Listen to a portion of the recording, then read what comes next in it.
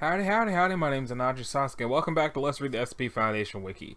In the last episode, we read Fruit of Man, Walking Sticks, Blood and Thunder, with Many Voices, and Aranea Marionettes. It was all really weird.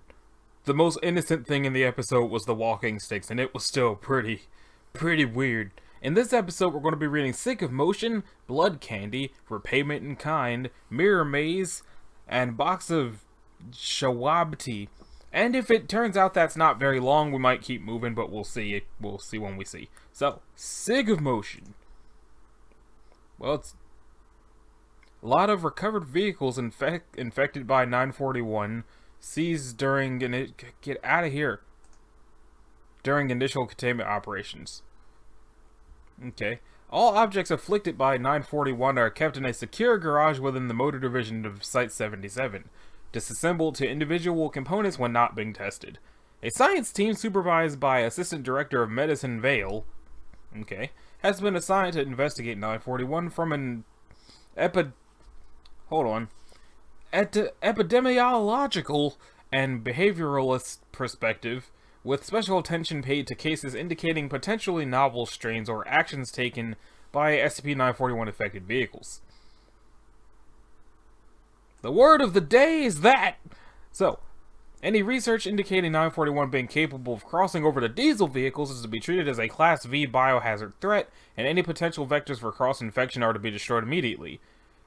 Mobile Task Force Psi-7 Home Improvement has been assigned to assess and secure structures identified as infection vectors. I am not sure I understand how that's a biohazard. Maybe it's because they do something with the diesel.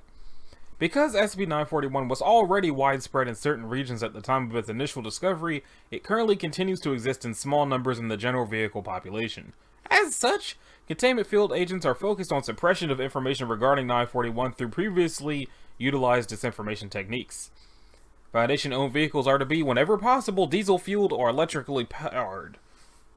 SCP-1894 has been demonstrated to be as being immune to 941, a fact discovered during accidental contact. As such, it has been earmarked as a potential fail-safe vehicle in the event of a mass containment failure resulting in widespread infection.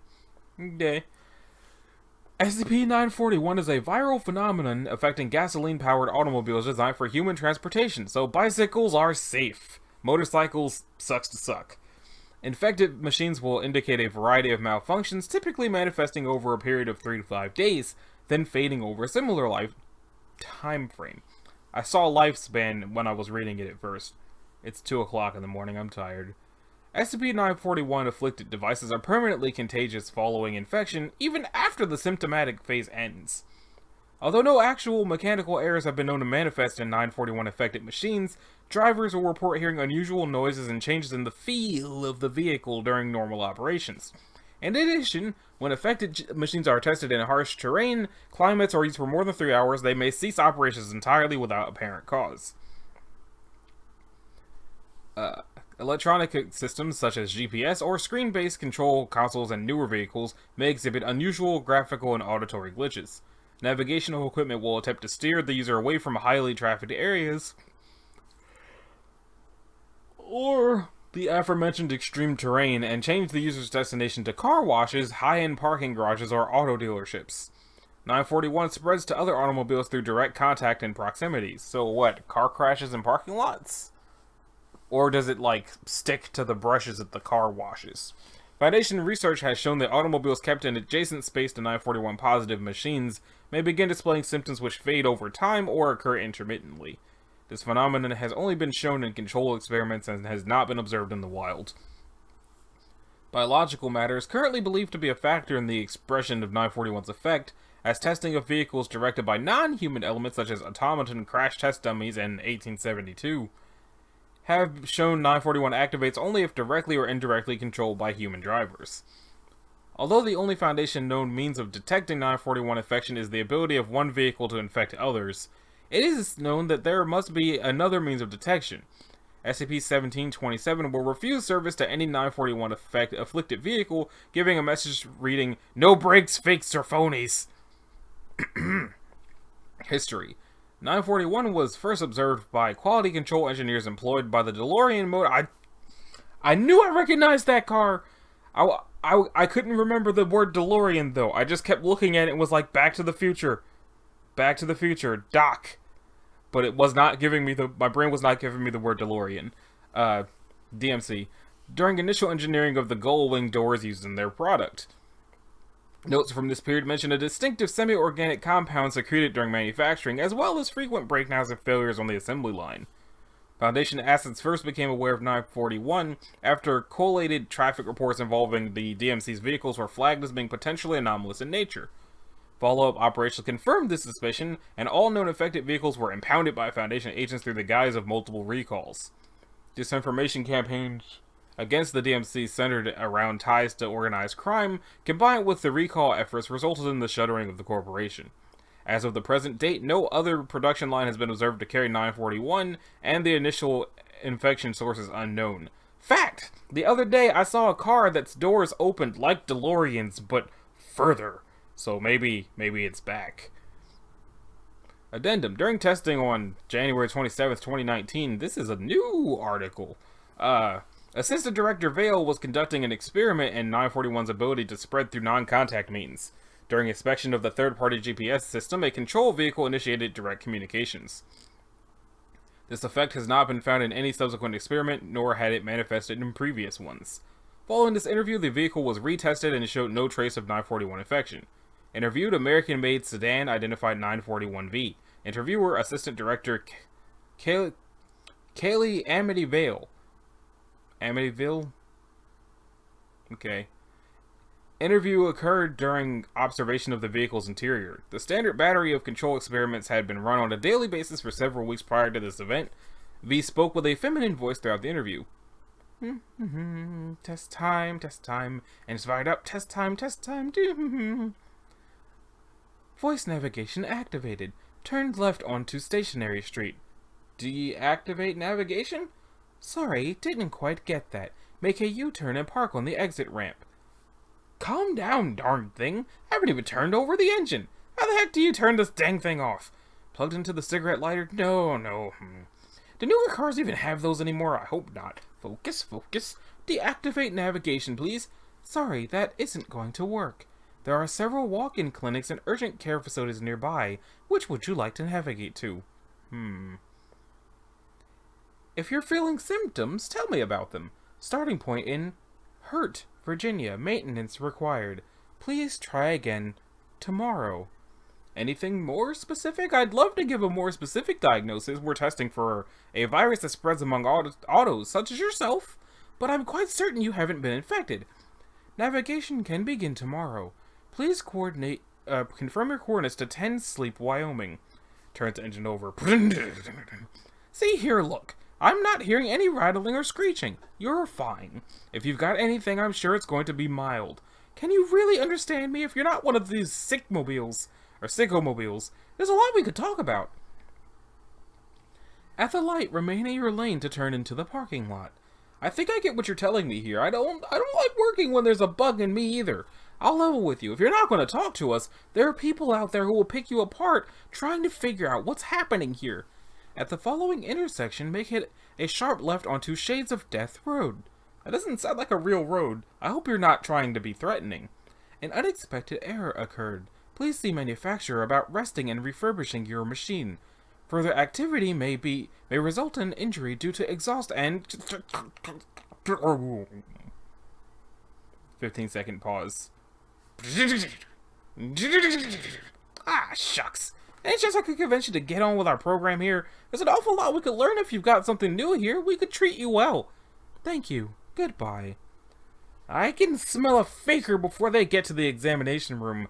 Want this one returned to the testing pool for further testing as soon as it's fully inspected. Deputy Director of Medicine Vale. Close the statement. Follow-up testing has been authorized by Director Gillespie. I've never known how to say that! But yeah, when last edited April the 5th, 24 days ago. Wonder when this article got here. Next up is Blood Candy, which I'm going to take a guess and say Euclid. Alright, well, screw me then. Get out of here, you. SCP-942-2 is to be stored in a locked safe deposit box at Site Blank's low-risk object storage. Access is to be limited to experiments with prior written permission from the current 942 lead researcher. And who might that be? Currently, Dr. Ian Blunt. Any personnel infected by 1 must remain within Foundation-controlled facilities at all times. Contact with civilians, personnel without level 2 clearance on 942, or other anomalous items is strictly forbidden for affected personnel. Affected personnel are to be given a higher priority for psychological screening and aid. Any civilians affected by 1 are to be recruited or terminated, with suitable cover stories on a case-by-case basis. Cover story. Well, you see, I was driving down the street and darn pebbles kicked up and just knocked that guy's frontal lobe off. Fancy that. If additional instances of 2 are encountered, the object is to be retrieved as soon as possible, and the surrounding area checked for affected subjects. Destruction of additional instances of 2 is authorized if retrieval proves infeasible. Okay. SCP-942-1 are colored gumballs of standard 2.53 centimeter size. I never really thought about what the size of gumballs were. Now I have this knowledge, and I will probably forget it within 2 minutes. From the moment an instance of 942-1 is ingested, the consumer's bodily fluids will take on the appearance of blood upon leaving the subject's body. The fluids will coagulate like normal blood, and are indistinguishable from blood by sight, smell, or touch. However, observation by means other than the aforementioned, such as chemical analysis or infrared spectroscopy. It's always a bummer when I stumble over words that I do know how to say and just try to say it too quick. Will indicate the original substance. Other than coagulation, the fluids show no anomalous reactions or chemical processes. The subject's actual blood and the properties of bodily fluids, while remaining inside the body, appear to be unaffected. The nasal cavity and the surface of the eye are not entirely free from the effect, resulting in the appearance of bloodshot eyes, tears of blood, and a constant low-intensity nosebleed in affected subjects. Regions prone to sweating, such as toes or armpits, will be covered near perpetually in crusts of dried blood, and affected subjects have reported considerable discomfort during urination. Subjects have been known to suffer panic attacks after exposure. It is believed these are reactions to the effects of the object and not caused by the object itself. This includes panic attacks where subjects will attempt to remove the excess blood, in some cases leading to severe bodily harm and dehydration. 2 is a small bubblegum dispenser for home use of a model produced by Redacted. 2 is unremarkable in all respects other than its apparently infinite supply of 1. Preliminary testing has shown that the dispenser can be damaged normally and is primarily composed of an unremarkable plastic. Due to the ease of containment, destructive testing has been halted to avoid negating the anomalous effects. Research into how the dispenser refills the supply of 2 is ongoing. The words, "Try something different today, sweet and candy red," are engraved on the underside. Is this from the factory? We may never know. Last edited on June the 6th, 2017. 692 days ago. At 9 o'clock in the morning. I guess I gotta understand why that would be safe instead of Euclid, because if it's just infinitely in that jar and nowhere else, and it doesn't actually hurt you, it just makes you hurt yourself because you're like, oh no, I'm bleeding, and then you try to do something about the fact that you're bleeding, but you're not. It's normal bodily fluids that just look and act like blood, but chemically are not. So yeah, safe it is. The pepperonis are back! Okay, this is also safe. I'm for payment in kind. I don't know what I'm looking at, but at least there's pictures. 943 is to be stored in a secure lockbox in a high security containment vault, accessible only to level 2 or higher personnel. For purposes of interrogation, level 1 personnel may request access to 943, but the request must be approved by level 2 personnel, and the individual signing 943 out must record a date, time, location of use, and appropriate protective measures taken to preserve its integrity. Failure to do so will result in all personnel involved having their service records subject to immediate review and penalties of demotion or termination for those found negligent. Demotion or termination. Those are 2 wildly different reactions for as for something like this. Okay, 943 is a band of unidentified metal, adjustable through a sliding mechanism to become anywhere from 5 centimeters in diameter to 38. The band bears inscribings along its outside surface reading in English, "that justice may flow like water." When placed onto a human subject's arm, the device appears to induce visual, auditory, and tactile hallucinations in a staggered pattern. In all cases, the hallucinations appear to be of an event that is connected to the subject in some way. Invariably, the subject is connected in a way that makes them the aggressor, and in the induced hallucinations, the subject assumes the role of the victim. All recorded hallucinations have been of conflict and are documented in Experiment Log 943-1 through Experiment Log 943-3. Addendum. In each experiment, the subject was prepared by repeatedly reminding them of the crime that caused their incarceration, causing it to be foremost in their minds prior to the beginning of the recording. Experiment Recording 1. Subject 39393 is guilty of multiple incidents of embezzlement as an employee of a Foundation cover company. Put on the bracelet. You can't make me do this, you know. I'm a citizen of blank. Actually, we can. According to the terms of your employment agreement. You know, the one that you never read because of the big number on the first page. That doesn't mean anything. You still can't do this. I'm a person, not cattle for you to use. I'm aware you are not livestock. Now put on the bracelet, and you'll be on your way to repaying the blank $1 million you owe. You never proved that! You can't prove any of that! You will be sedated, and the bracelet will be placed on you if you continue to resist. Now put on the bracelet! Screw you! You won't do that! You can't do that! At this point, Foundation security personnel neutralized 39393 with a stun baton and strapped him into the chair nearby, waiting until he regained consciousness before placing it on his arm. The debt repaid by your participation has been reduced by 10% due to your refusal to cooperate, Mr. Blank. Further refusal will result in accordingly more severe dockings. Now, tell me how you feel. I don't feel anything, really. A bracelet on my arm now. The hell is that thing anyway? Just keep giving me updates, mister. I guess I feel a little nervous. No, a lot nervous. God, what is this thing? You're doing well. Keep it up. The subject is sweating profusely and has an elevated heart rate. I am so screwed. Oh, man. Shh. Did you hear that? What do you hear? Voices. Real faint, though. Trying to hear them. Continue. Yeah. Hey, how's it going? God, it sounds like I'm back at work. Just a bunch of noise.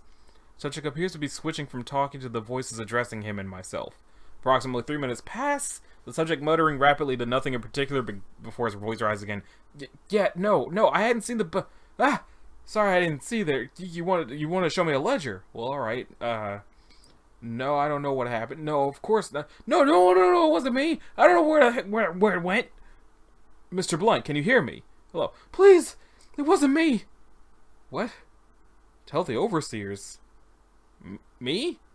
No, for the record. D39393 ought not have been aware of the existence of O5 level personnel, considering his position held prior to becoming D-class personnel. No, I'm not telling the overseers that we're missing over blank when I had nothing to do with this. You do it! I'm not going to get turned into cater bait because of some freaking accounting error. We gotta find out where the heck this thing went before they do. Terminating recording, the subject has clearly demonstrated all 3 stages of hallucinatory patterns. They will remain under Foundation control until his debt is repaid. Experiment 1 has erased something $100,000 of his debt to the Foundation, less 10%. Level 4, eyes only. I mean, he didn't even try to block that out. They cannot be removed from employment, having demonstrated knowledge of O5 level personnel in this experiment, and a marked unethical bent in the actions leading to his incarceration. Current recommendation upon release is termination. Okay, so we have finished paying off your debt. Unfortunately, you know about the overseers, so we're going to have to put you down. What? Boom. So, next up, subject 14454. I'm gonna just skip that. Yeah, that's the end of this one. That's the end of this one. Mirror maze. The mirror maze. 944 is to be surrounded. Oh, what is that? Oh, it's a water park. I just saw a strange rainbow child and was confused. 944 is to be surrounded by a 3-meter-high opaque fence, both to prevent outside access and to allow experimentation unobserved by the public. I'm sorry that I keep yawning. 944 is officially listed as a condemned building and construction area. Signs are posted to explain the fenced-off area. Level 1 agents wearing blankety-blank amusement park security uniforms are to guard the area and prevent unauthorized access. I'm just going to assume it's Six Flags. Non-D-class personnel entering 944 are to be cautioned to follow the blue floor lines indicating safe paths. The Hall of Fun is off limits due to possible exposure to anomalous effects. Disposable dudes must be outfitted with subcutaneous GPS location transmitters before being permitted to enter 944. That means the GPS chips are in their skin like puppies. Description. SCP-944 is a single-story building outfit. Did I miss something? No, okay, I got it. Is a single-story building outfitted as a mirror maze, formerly an attraction at Six Flags amusement park in someplace somewhere. After a number of anomalous effects were observed, the building was secured by the Foundation. As the effect appears to be localized, the remainder of the park is open to the public. Doesn't sound wise. Periodically, individuals entering 944 are capable of walking off the intended paths through the maze and into the mirrors. Oh. Despite extensive experimentation, the Foundation has been unable to predict when and where anomalies will occur, or the effects of walking through them. In addition, the distorting mirrors found in the Hall of Fun are sometimes capable of producing permanent distortions in the people viewing them. What's this footnote say? Similar to 1225, many of these distortions result in the degradation of the object/subject. I wonder if 1225 is Christmas-based. Maybe in a different universe it was Christmas-based. 944 was built in 2006 and operated normally until incident UI occurred, assuming U1. It is unknown what initiated 944's anomalous behavior. Okay, incident U1. Date blank blank 2000 something 10s blank blank. A 53-year-old male emerged from the maze claiming to have been lost in the maintenance tunnel for 3 days. 944 does not contain maintenance tunnels. Subject treated for dehydration and released. Park security assumed individual was intoxicated and details of incident were imaginary. For 3 days.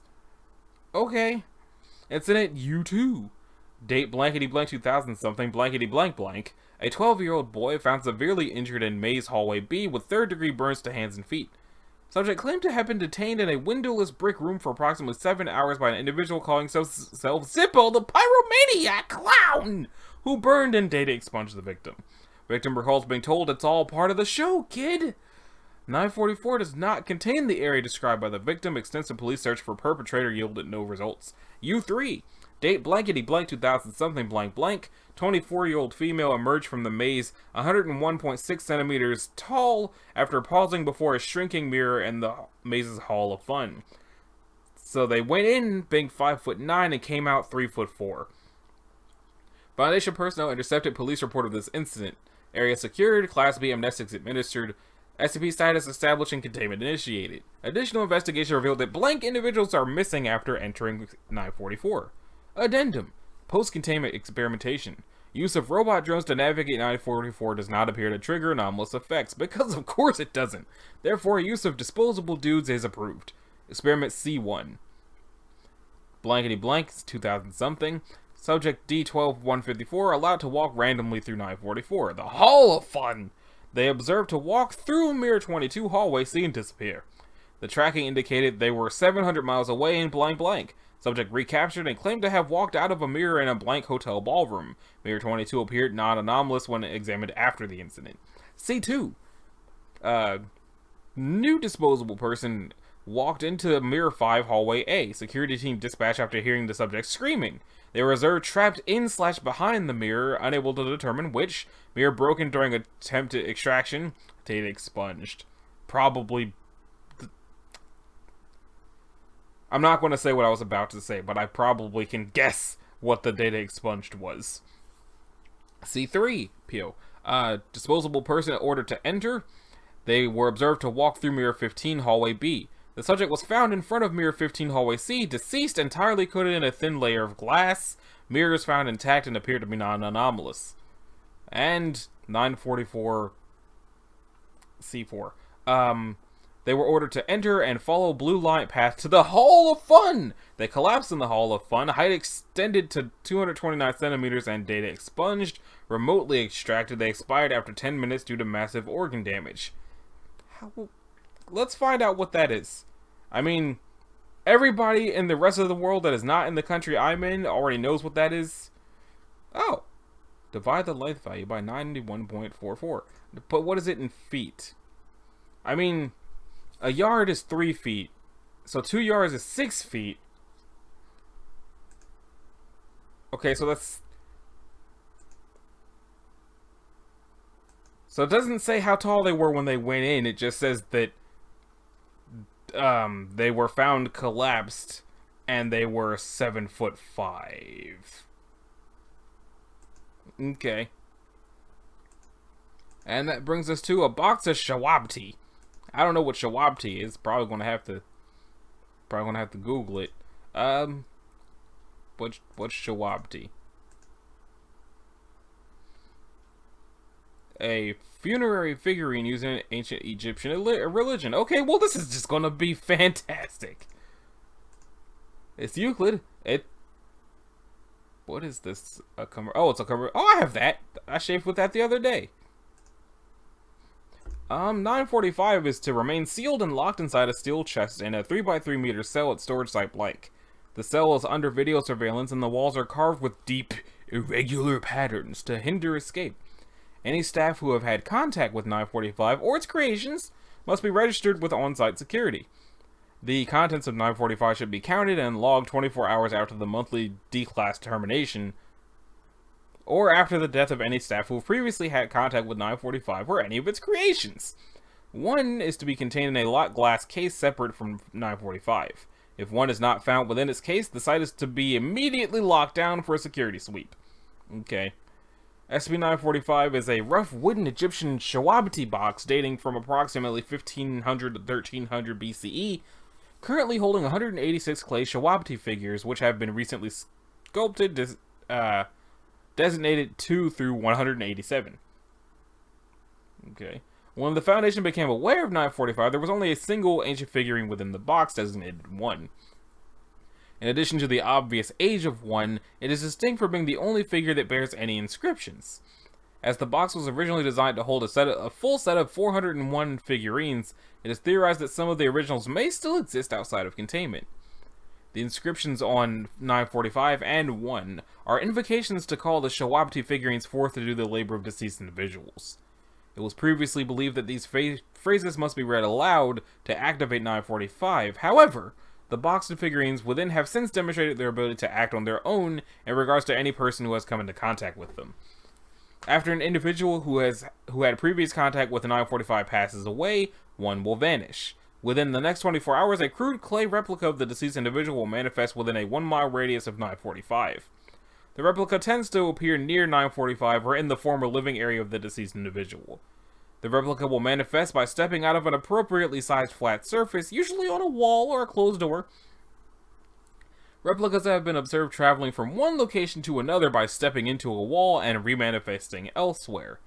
If any other applicable individuals pass away, the initial replica will begin sculpting new shawab figurines to place inside 945.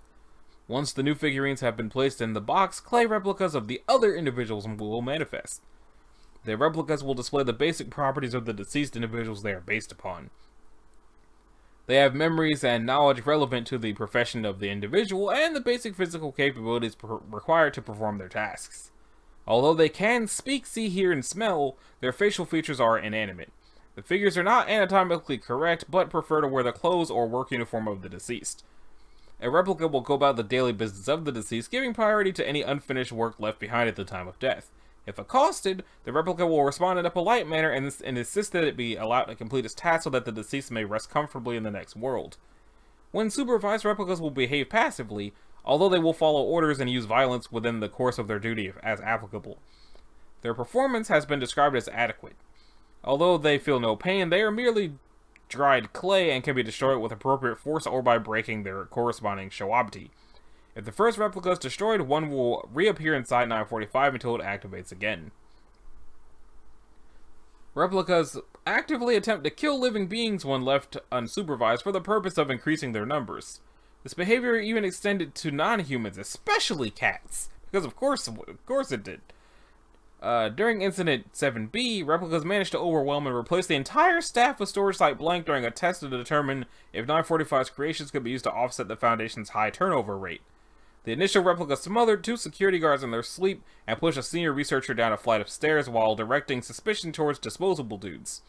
As more replicas were created, they began to coordinate their actions to create a series of accidents and containment breaches that allowed them to increase their number sufficiently to overrun the remaining survivors. After taking the site, the replicas maintained it and kept all other local SCPs contained according to proper procedures. The site was reclaimed without casualties. Replicas lacked the training and equipment to resist Mobile Task Force Blank, and used predictable tactics from basic security manuals, showing none of the cunning that was involved in the site's takeover. It has been theorized that 945's creations will cease making new figurines once the full set of 401 has been restored, therefore it is not recommended to destroy any new figurines created during a containment breach. So the reason there's 186 of them is because they took over an entire branch of the Foundation and then just kept running it. But it looks like a box of rabbit food, so that's why I had to look up what that was. I think the video's long enough that I probably shouldn't move on, because if I move on, it wouldn't be a full 5, and then the episode would just be lopsided, and then the rest of them would be lopsided for the foreseeable future. So, I'm going to stop this episode here. This has been Anachi Sasuke. This is episode 196 of Let's Read the SCP Foundation Wiki. And the next one we're going to be checking out a formal discussion, Son of a Bleep, The Workaholic, Wondertainment Land, and Clothes Dryer. So, if you liked it, a like and a subscribe will be groovy. If you didn't, you don't need to do either one of those things, and I will see y'all in the next one. Later.